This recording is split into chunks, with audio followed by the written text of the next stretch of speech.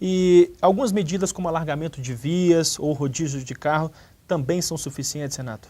Eu acho que são medidas paliativas e não geram conforto, não trazem qualidade de vida para ninguém. Não vão trazer qualidade de vida para a cidade, não vão trazer qualidade de vida para o proprietário do veículo particular. E a ampliação das caixas das vias, ela está muito limitada, porque a cidade já é densa, já é consolidada. Então, a desapropriação, que seria a consequência da ampliação da via, ela inviabiliza todo o processo. Agora, voltando ao metrô aqui de Belo Horizonte, Renato, na sua opinião, por que as duas linhas que nós vimos aí na reportagem ainda não saíram do papel? Essas duas linhas não saíram do papel, principalmente pela falta de investimento. O investimento para a realização de um metrô é um investimento caro e ele vem normalmente do governo federal. Ultimamente tem se feito muito as parcerias público-privadas para viabilizar todo esse processo. Mas o nosso governo federal ele tem que insistir, ele tem que buscar a atenção do governo federal para esse investimento. E eu acho que Belo Horizonte e as outras capitais brasileiras têm que aproveitar o momento, com a Copa 2014 e as Olimpíadas 2016, de alavancar isso. Não só aproveitar porque é uma exigência tanto do Comitê Olímpico Internacional quanto da Federação de Futebol. Agora, você acha também que haja um lobby das empresas de transporte público, Renato, que tenha dificultado aí a expansão dessas linhas? São tantos entraves que eu acredito nisso sim. E eu acho que isso já ouvi muita gente comentar, no meu círculo de amigos fala-se muito nisso, mas isso não está muito claro. Eu acho que a imprensa tem que julgar a favor da população, tentar entender o que está acontecendo, o que está freando o processo de desenvolvimento do metrô, se são as concessões das linhas de ônibus, o que está acontecendo. Tem algum entrave freando o sistema ferroviário. Renato, eu sei que você também elaborou um projeto até mais ousado que prevê interligar as várias regiões aqui da capital com o metrô subterrâneo. Eu queria que você falasse um pouco desse projeto, em qual cidade você se inspirou. Eu morei 3 anos na Europa, estou voltando agora para o Brasil, e em várias conversas com os amigos sempre surgiu, amigos também arquitetos e urbanistas, surgiu sempre essa questão referente ao transporte urbano. E nas outras capitais metropolitanas funciona perfeitamente o sistema de metrô integrado com o sistema de ônibus, com o sistema de tranvia, com o sistema de teleférico, com o sistema de trem interurbano, são todos integrados. Então eu fiz para Belo Horizonte, estudando sobre uma base cartográfica, estudando os movimentos pendulares em função das linhas existentes, das linhas de ônibus existentes. Então eu criei um projeto que parece muito ousado, mas eu acho que na verdade ele é humilde, eu acho que ele é o mínimo que Belo Horizonte merece. Comparando, por exemplo, com Barcelona, eu olhei muito o sistema de metrô de Barcelona, que é uma malha reticular, para traçar a de Belo Horizonte. Claro que levando em consideração as diferenças topográficas, de densidade e tudo. Mas Barcelona, por exemplo, tem menos de 1/3 da área de Belo Horizonte, a população é menor e Belo Horizonte, se instalasse a estrutura de metrô que eu proponho, ainda teria, com toda essa estrutura instalada, 1/4 da estrutura existente hoje em Barcelona. 1/4 do número da densidade de estações por quilômetro quadrado. E seria todo subterrâneo? Sim, porque Belo Horizonte é uma cidade consolidada e densa.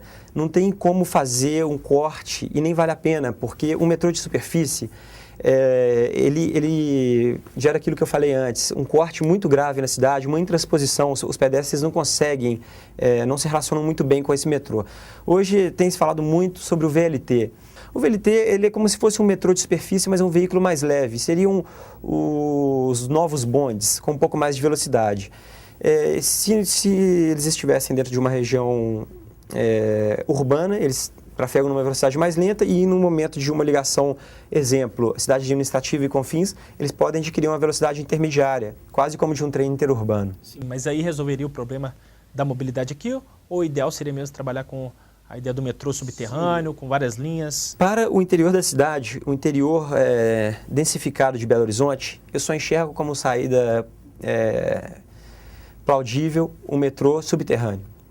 E como conexão Belo Horizonte-Nova Lima, Belo Horizonte-Ribeirão das Neves, Belo Horizonte-Contagem, eu considero que o VLT e o aproveitamento das linhas férreas de carga muito interessantes. Agora a gente tem que pensar o seguinte, as linhas de carga das mineradoras antigas, muitas delas desativadas, se você for fazer uma linha de carga, você faz tudo para evitar as densidades, as aglomerações urbanas. E o metrô de passageiro ou o trem de passageiros, ele tem que fazer tudo para atingir aquelas densidades populacionais, para atender aquela população que precisa do transporte público. Então, se houver essa adequação das linhas de carga para passageiros, tem que ser muito bem estudado e tem que ser feito de uma maneira que não seja feito um trem, quilômetros de trem, mas que realmente não sejam efetivos. Renato Melo, agradeço a participação e a gentileza da entrevista aqui para o programa Extra Classe. Muito obrigado pela oportunidade. Confira agora as notícias da agenda.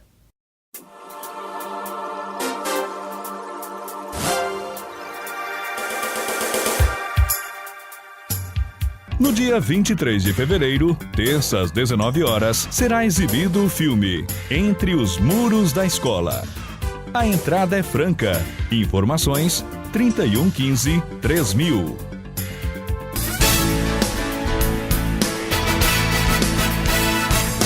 Na atual gestão, mais professores do Triângulo Mineiro ingressaram na diretoria do Simprominas. Hoje, são cerca de 5.000 professores sindicalizados nas 49 cidades atendidas pelas sedes regionais do Simprominas em Uberaba e Uberlândia. Os sindicatos dos professores estão investindo de forma maciça na região do Triângulo Mineiro. No último período, renovamos a diretoria, onde incluímos novos diretores para poder realizar o trabalho sindical em toda a região do Triângulo. Esperamos agora, com o programa Extra Classe, que começa a abranger toda a região, que a gente possa também comunicar de forma mais efetiva. De acordo com a diretoria do sindicato, para a manutenção e ampliação das conquistas da categoria em 2010, será necessária uma grande mobilização em todo o estado.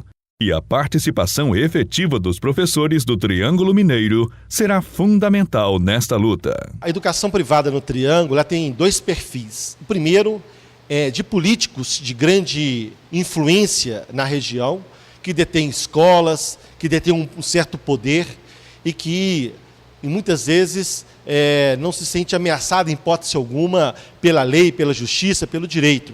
Então, um setor atrasado que opera a educação no Triângulo Mineiro e que nós já viemos denunciando ao longo desses anos. E mais recentemente, o que nós temos visto é justamente o capital privado, fundamentalmente de São Paulo, vinculado a bancos, vinculado a grandes empresas que vêm comprando instituições de ensino privado com objetivo claro de mercantilização da educação. Portanto, é preciso que a categoria esteja unida em toda a região para que, junto com o sindicato, que há 75 anos luta pelos professores em Minas Gerais, que a gente possa dar, de uma forma definitiva, um basta na posição atrasada do sindicato patronal, que nós possamos construir o direito coletivo da categoria e que coletivamente a gente possa avançar. Enfim, são várias atividades que o sindicato faz. Então, o que nós estamos conclamando os professores, participe do sindicato, quem não é filiado, filie-se ao sindicato, vá à sede dos sindicatos, está na nossa página do Sindicato dos Professores, em cada uma das cidades, Uberaba e Uberlândia. O mais importante, reafirmo, é ter no Sindicato dos Professores esse espaço de convívio, para essa troca mesmo de experiências. Juntos a gente tem certeza que tem condições de avançar muito para a própria educação em toda a região do Triângulo Mineiro. Então, participe do sindicato, fundamentalmente na Assembleia do dia 6, onde vamos estar discutindo o nosso rumo e a nossa valorização enquanto profissionais de educação. A gente fica por aqui, mas para saber mais sobre o Sindicato dos Professores, é só visitar o nosso site simprominas.org.br. Sua participação é muito importante. Envie sugestões e críticas para o endereço extraclasse@simprominas.org.br. Um grande abraço e até o próximo programa.